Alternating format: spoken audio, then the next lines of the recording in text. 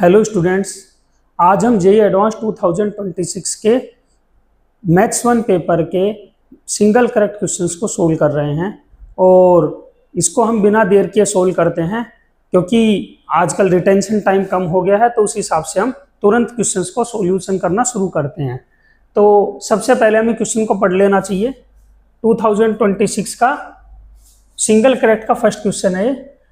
Function दे रखा है 0 to ∞ और -∞ to ∞। डोमेन और कोडोमेन दे रखे हैं, फंक्शन दे रखा है और ये स्टेटमेंट्स बोल रखे हैं derivative of function f is decreasing, local maximum, local minimum और neither point of local maxima minima. तो हम यहाँ से सीधा f' निकाल लेते हैं क्योंकि हमें डेरिवेटिव के बारे में पता करना है, डेरिवेटिव की नेचर की। डेरिवेटिव इंक्रीजिंग है या डिक्रीजिंग है, तो हम इसको डिफरेंशिएट करते हैं into 1/x plus ln x into 1/2√x minus का 1।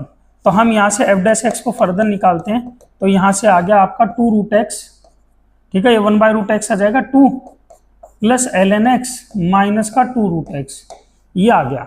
अब हमें f' की नेचर पता करनी है कि f' डिक्रीजिंग है या इंक्रीजिंग है। तो हमारा भी प्राइमरी फंक्शन बन गया है।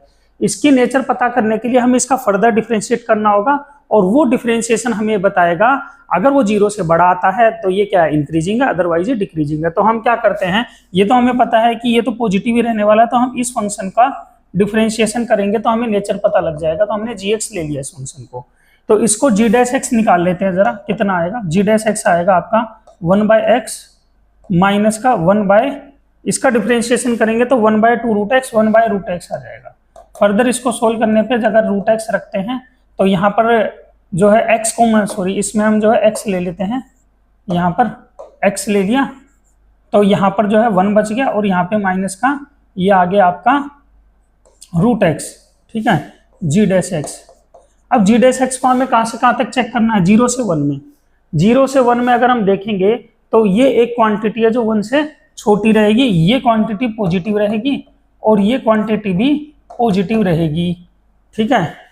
0 से √x के बीच में 1 ऑब्वियस सी बात है, इसका क्रिटिकल पॉइंट आएगा। तो यहां से हमें पता चल रहा है कि g'(x) जो है वो ग्रेटर देन 0 है। इसका मतलब क्या हुआ, इसका मतलब क्या हुआ, जो आपका फंक्शन है g'(x) पॉजिटिव होने के कारण ये जो f' फंक्शन है ये स्ट्रिक्टली इंक्रीजिंग फंक्शन है। तो ये आपका ऑप्शन गलत हो गया, दिस इज रॉन्ग ऑप्शन। उसके बाद बोला है f हैज लोकल मैक्सिमा और मिनिमा। तो ये बात सीधी सी पता लग रही है कि स्ट्रिक्टली इंक्रीजिंग फंक्शन है। इंक्रीजिंग फंक्शन है इस तरह से, मान लीजिए जैसे ये 0 और 1 है तो 0 और 1 के बीच में स्ट्रिक्टली इंक्रीजिंग फंक्शन है। 0 रखेंगे, ठीक है, और 1 रखेंगे, 1 रखेंगे तो 0 आ जाएगा। तो इस तरह से स्ट्रिक्टली इंक्रीजिंग फंक्शन रहने वाला है। 0 से 1 के बीच में स्ट्रिक्टली इंक्रीजिंग फंक्शन है। तो जब स्ट्रिक्टली इंक्रीजिंग फंक्शन है तो क्या हो गया इसका मतलब, हाँ जी, इसका कोई भी लोकल मैक्सिमा पॉइंट नहीं आएगा और लोकल मिनिमा भी नहीं आएगा, ठीक। इसके बाद आता है f हैज नाइदर। हाँ, ये करेक्ट है क्योंकि स्ट्रिक्टली इंक्रीजिंग फंक्शन में ना तो लोकल मैक्सिमा का पॉइंट होता है ना लोकल मिनिमा का पॉइंट होता है। तो हम आसानी से इसको इस तरह से सोल्व कर सकते हैं। तो इसका ऑप्शन। अब हम चलते हैं सेकंड क्वेश्चन पर जो कि कोऑर्डिनेट ज्योमेट्री का क्वेश्चन है और मीडियोकर टाइप का क्वेश्चन है, हमें इसको भी देखना होगा। सबसे पहले दे रखा है let p be the point on the parabola y = x² such that the slope of tangent to the parabola at the point p is 4। ये 4 दे रखी है स्लोप। उसके बाद में q पॉइंट दे रखा है, वो भी फर्स्ट क्वाड्रेंट में, सर्कल का इक्वेशन दे रखा है और स्लोप दे रखी है -1। थर्ड कंसिक्वेंटली फर्स्ट क्वाड्रेंट में अगेन r लाई कर रहा है इस इलिप्स पे और स्लोप दे रखा है -1/2।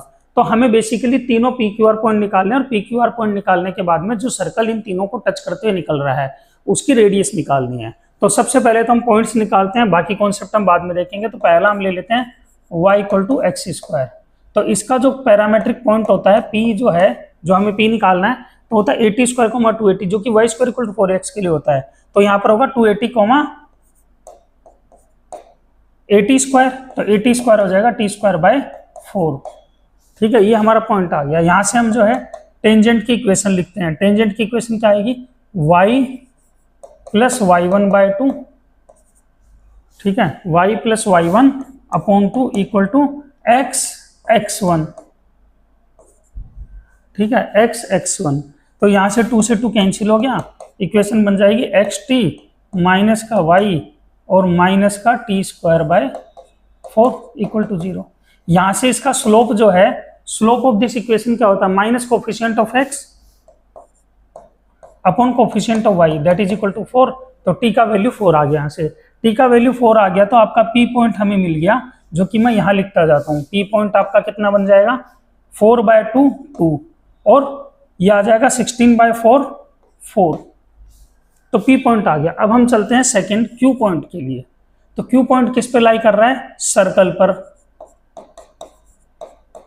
इसका पैरामीट्रिक पॉइंट क्यू क्या होता है, ए कोस थीटा कॉमा ए साइन थीटा। तो √2 cos theta comma √2 sine theta ये होता है। ठीक है, अब हमें इक्वेशन ऑफ टेंजेंट लिखनी है। अगेन टेंजेंट की इक्वेशन क्या आएगी, टेंजेंट की इक्वेशन आएगी t इक्वल टू 0, जो कि होगी √2 x cos theta plus √2 y sine theta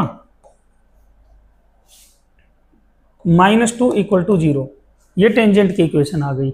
अब हमें बोला है इसका स्लोप दे रखा है, तो स्लोप अगेन क्या होगा, minus coefficient of x upon coefficient of y।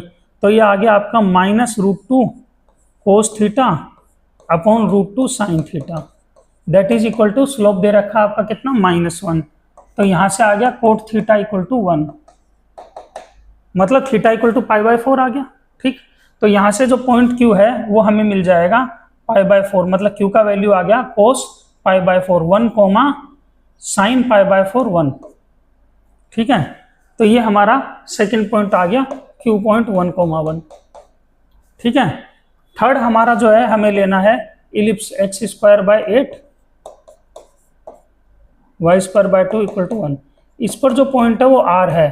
R क्या होता है इसमें, a कोस थीटा मतलब √8 cos theta coma b sine theta, ये पैरामीट्रिक पॉइंट होता है। इस पे हमें टेंजेंट अगेन सेम लिखनी है। तो टेंजेंट की इक्वेशन हम यहाँ लिख देते हैं, कितनी आ जाएगी, x(x1), तो यहाँ पर आ जाएगा x और √8 लगेगा तो √8 नीचे आ जाएगा। ठीक है, x(x1) कोस थीटा प्लस y(y1), अगेन √2 पर आएगा तो नीचे आ जाएगा sine theta upon √2 -1 equal to 0। यहां से इसका स्लोप अगेन देखेंगे, minus coefficient of x upon coefficient of y, तो साइन थीटा यहाँ आ जाएगा और √2 यहाँ आ जाएगा। तो यहाँ से जो है ये दे रखा है -1/2। इसका मतलब अगेन कोट थीटा आ गया आपका 1/2। ठीक है, तो ये 1 हो गया, तो कोट थीटा अगेन 1 आ गया। तो यहाँ से थीटा π/4 हो गया। तो R पॉइंट जो है आपका कितना आ गया, π/4 रखने पर 1/√2। 1/√2 मतलब अंडर रूट में जाएगा, 8/2 मतलब 4 का अंडर√2, और ये 1/√2 ये 1, तो R आ गया 2,1। तो ये हमने तीनों पॉइंट्स आसानी से निकाल लिए है ना। अब हमें बोला है कि PQR एक सर्कल है जिसका हमें रेडियस निकालना है। तो जनरली देखिए क्या होता है कि कोई भी इस तरह के क्वेश्चन जेईई में आते हैं तो जनरली ये रहता है, एक ये जो तीनों पॉइंट्स बनते हैं हमेशा एक राइट एंगल ट्राइंगल के कोऑर्डिनेट्स होते हैं, ये वर्टिसेस होते हैं। मान लो ये PQR इस तरह से बनेंगे। अब जो है इसके अंदर अगर ये आप सर्कल ड्रॉ करते हैं, सर्कम सर्कल जो इसमें बोला गया है, तो इसका जो क्या कहते हैं हाइपोटेन्यूज, ये हाइपोटेन्यूज है ऑलवेज क्या होता है, डायमीटर होता है। ठीक है, क्योंकि इसको टच करते हुए चल रहा है, ये कॉन्सेप्ट रहता है। और डायमीटर वैसे भी होगा क्योंकि ये 90 डिग्री एंगल है, तो ये हमेशा डायमीटर होगा और इसका हाफ जो है वो सर्कम सेंटर होगा। तो सबसे पहले हम जो है इसमें स्लोप्स को देख लेते हैं। PQ का स्लोप क्या है, QR का स्लोप क्या है। तो अगर PQ का स्लोप देखेंगे हम, तो PQR इस तरह से हम देखेंगे। तो सबसे पहले PQ का स्लोप देख लेते हैं, MPQ PQ कितना हो जाएगा, 4 - 1 3, ठीक है, 2 - 1 1। उसके बाद में MQR का स्लोप देख लेते हैं। QR का स्लोप देखेंगे तो QR का स्लोप हो गया 1 - 1 0 हो गया जी। और उसके बाद में MPR का स्लोप देख लेंगे। PR का स्लोप आ जाएगा, कितना आ जाएगा, 4 - 1 3/0, ये इनफाइनाइट आ गया। इसका मतलब जो है आपका PQ, ये P हो गया, ये Q हो गया और ये R हो गया, ये रफ स्केच में। तो इसका मतलब PQ क्या है, इसका डायमीटर है। अब PQ डायमीटर है तो रेडियस कितना हो जाएगा, हाफ ऑफ द डायमीटर। तो देख लेते हैं, रेडियस आ जाएगा PQ/2। अब PQ जो है डिस्टेंस फॉर्मूला से हम निकाल सकते हैं। P के कोऑर्डिनेट्स कितने हैं, 2,4 और क्यू के 1,1, तो 2 - 1 1 का स्क्वायर प्लस 3 का स्क्वायर, 4 - 1 3 का स्क्वायर अपॉन 2, ये आ गया 10, तो √10/4 मतलब √5/2, तो आंसर इज √5/2। तो हम देखो आसानी से इसको कर पा रहे हैं, कोई ज़्यादा मुश्किल क्वेश्चंस नहीं है, बस ये है कि हमें थोड़ा सा फोकस और कंसंट्रेशन पेपर में बनाए रखना है, अदरवाइज हमें दिक्कत होगी।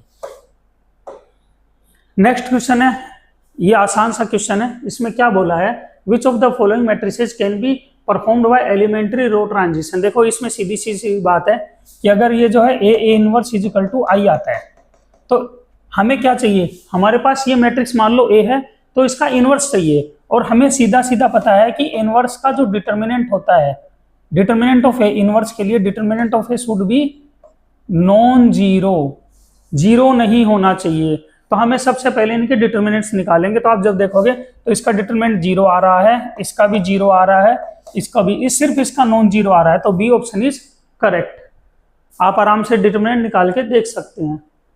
अगला क्वेश्चन है, ये इनवर्स ट्रिग्नोमेट्री से रिलेटेड है, सिंगल करेक्ट के अंदर, तो इसको भी हम चेक करते हैं और बहुत आसानी से इसको कर लेंगे। देखना जी, सबसे पहले हम एक कॉन्सेप्ट इसको समझ लेते हैं। हम क्या करते हैं, 1 2 3 3 है, तीनों को अलग अलग सोल्व करते हैं। तो सबसे पहला हम सोल्व करते हैं कोट इनवर्स, फिर इनको एडअप कर देंगे, कोट ऑफ -11।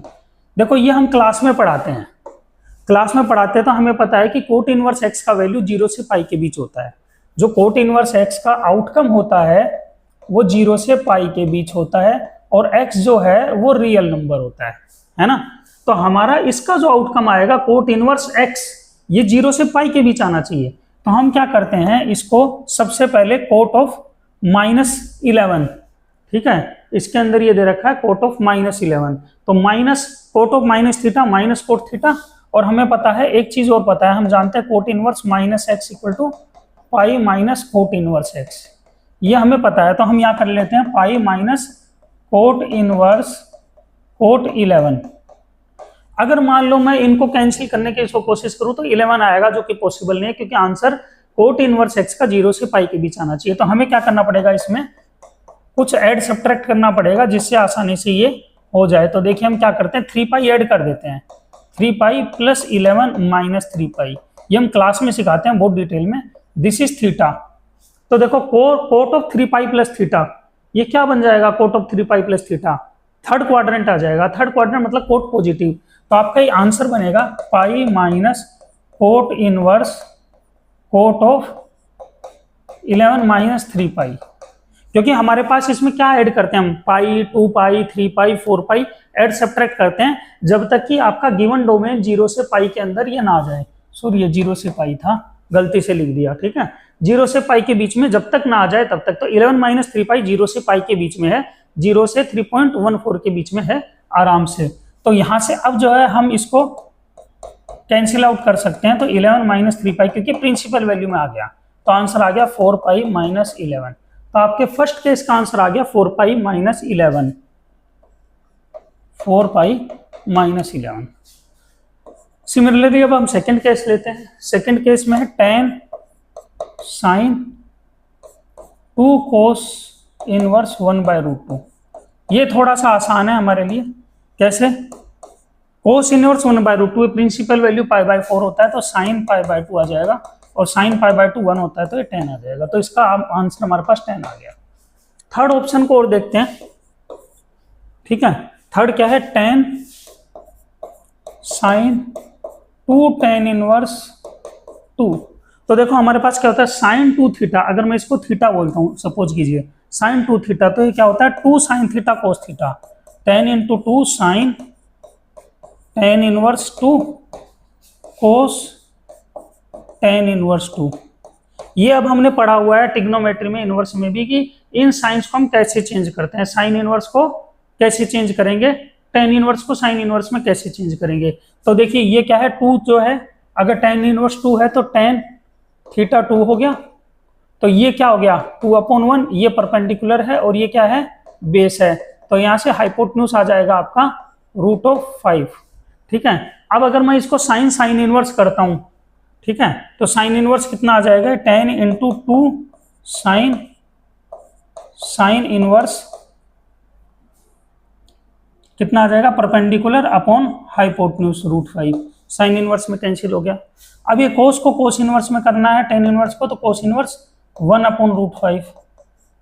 तो यहां से जब हम देखेंगे तो कोसाइन साइन इनवर्स ये प्रिंसिपल वैल्यू में लाई कर रहा है, ठीक है, -π/2 से π/2 में है, ये 0 से पाई के बीच में है, तो हम कोस इनवर्स और कोस और साइन इनवर्स साइन को हटा सकते हैं यहाँ से। तो आंसर आ जाएगा हमारा 20 × 2/5 8।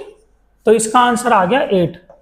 जब तीनों को ऐड करते हैं हम, देखो 4π -11 + 10, तो 4π -1 हो गया, 4π -1 + 8, 4π + 7 हो गया। तो ऑप्शन सी इज करेक्ट। तो ये आसानी से आ गया, ये हमारा सिंगल करेक्ट का था आज जेईई एडवांस मैथ पेपर 1 2026 का सॉल्यूशन। नेक्स्ट वीडियो के अंदर हम जो है इसके आगे का जो पोर्शन है मल्टी करेक्ट उसको लेकर आएंगे, और तब आप जो है हर वीडियो को लाइक और सब्सक्राइब कीजिए। आगे के लिए जो है आप देखने के लिए, अगर आपको क्वेश्चंस देखने, अच्छी क्वालिटी की प्रिपरेशन करनी है, तो चैनल को लाइक और सब्सक्राइब भी कर लीजिए ताकि आपको नोटिफिकेशंस मिलते रहें। होप ये चीज़ें समझ में आई होंगी। और भी अच्छा कंटेंट हम प्रोवाइड करेंगे जैसे जैसे चीज़ें आगे बढ़ती जाएगी। Thank you.